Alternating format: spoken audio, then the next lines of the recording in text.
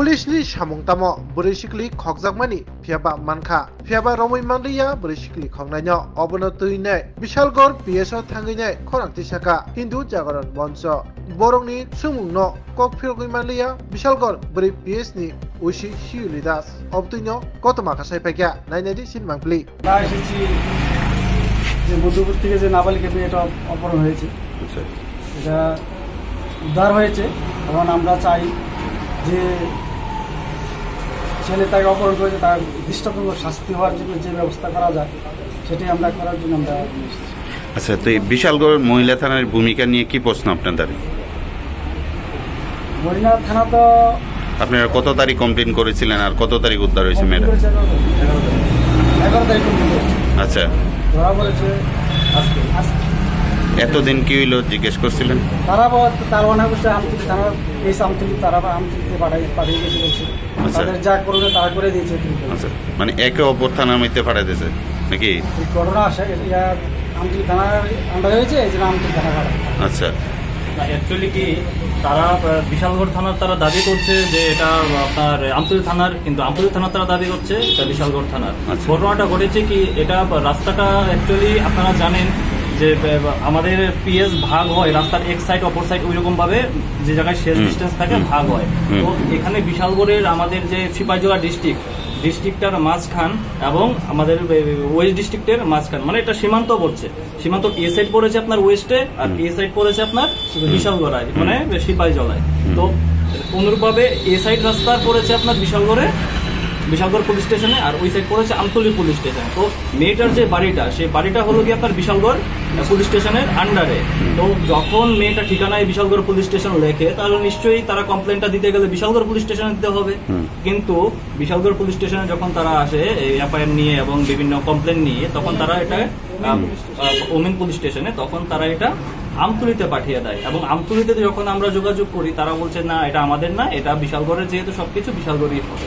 তো তারা আবার বিশালগড়ে পাঠিয়েছে। এইভাবে করতে করতে 2-3 দিন চলে গেল যা গেল, কিন্তু 11 তারিখে মেয়েটা মিসিং হলো। আজ পর্যন্ত বিশালগড় ওমেন পিএস এর কোনো পুলিশ সদস্য মেয়েটার বাড়ি ভিজিট করেনি।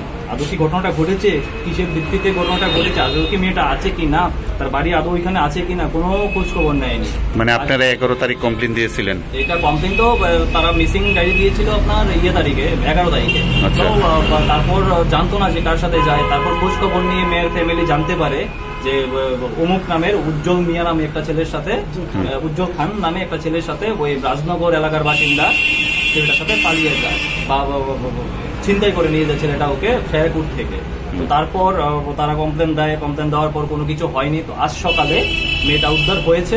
তো তারপর আমরা এখানে এসেছি ছেলেটার এগেইনস্টে কমপ্লেন দেওয়ার জন্য এবং মেয়েটার সাথে জিজ্ঞেস করার জন্য কি কি হয়েছে না হয়েছে। শোনা গেছে মেয়েটার সঙ্গে কোনো ফিজিক্যালি রিলেশন হয়েছে না, সেটা এখন চলছে, মেডিকেল চলছে, মেডিকেলের পরে আমরা বলতে পারবো। আপনারা কোথায় থেকে আসছেন? আমরা এসেছি হিন্দু জাগরণ মঞ্চ থেকে। এখন থানায় কি বললো আপনাদের? থানা আমাদের আশ্বস্ত করলো যে হ্যাঁ কেস হবে, ছেলে উপযুক্ত শাস্তি পাবে যে দোষ করেছে। একটা বিষয় দেখতে পেলাম যে মহিলা থানার যিনি ওসি আছেন ওনার সঙ্গে আপনাদের একটা মতানৈক্য হয়েছে। অ্যাকচুয়ালি কি মানে সঠিকভাবে দায়িত্ব পালন করছে কি না উনি? দেখুন মতানৈক্যটা এই কারণেই হয়েছে কারণ ঘটনাটা যেহেতু 11 তারিখ ঘটেছে, মেয়েটা একটা আন্ডার 18, মেয়েটার বয়স মাত্র 15 বছর। তাহলে তারা যদি কেসটা আসার পর যদি তারা যদি এটা অ্যাকশন না নেয় তাহলে আমাদের রাজ্যের মানুষের প্রতি মানে পুলিশের প্রতি কি ক্ষোভ থাকবে, কি ভূমিকা থাকবে। দেখুন যেই দিন কেস হয়েছে আজ পর্যন্ত আমি প্রথমে বলছি এখনো বলছি আজ পর্যন্ত প্রায় 5-6 দিন হয়ে গেছে। তারা একদিনের জন্য তারা যদি এখানে গিয়ে ভিজিট করতো, একদিনের জন্য ভিজিট করেন। তারপর আমার কাছে আসে, তারপর আমরা আজকে সবাই মিলে গঠিত হয়ে এখানে এসেছি। নাবালিকাটাকে কোথায় থেকে আপনারা উদ্ধার করছে? মেয়েটাকে পুলিশে আনছে নাকি আপনারা আনছেন? আমরাও আনিনি, আমাদের উদ্যোগে। এটা মেয়েটা বাড়ি থেকে মানে ছেলের বাড়ি থেকে ছেলের মা, মেয়েটা যেটুকু বললো ছেলের মা গাড়িতে করে পাঠিয়ে দিয়েছে। তো মেয়েটা নিজ বাড়িতে চলে এসছে গাড়ি করে। আচ্ছা, ছেলের বাড়িতে নেই, ছেলের বাড়িতে না থাকা অবস্থায় ছেলের মা পাঠিয়ে দেওয়া হয়েছে। মানে উদ্ধারের ক্ষেত্রে পুলিশের কোনো ভূমিকা নেই? কোনো ভূমিকা নেই। 4-5 দিন যাবৎ আমার বোনকে আমি পাইতেছি না। হ্যাঁ, তাহলে আমরা বিশালগড় থানাতে আসি। আচ্ছা, কি হয়েছিল আপনার বোনের সঙ্গে? আমার বোনের অপহরণ করে এক ব্যক্তি নিয়ে গেছে। ব্যক্তির কোনো ইয়ে নেই, খোঁজ খবর হয়েছে না ব্যক্তিকে। তারপরে আজকে সকালে আজকে সকালে আমার বোনের বাড়িতে আসছে, হ্যাঁ বাড়িতে আসে ওখানে আমরা মানে ওই ব্যক্তির কঠোর শাস্তি চাই।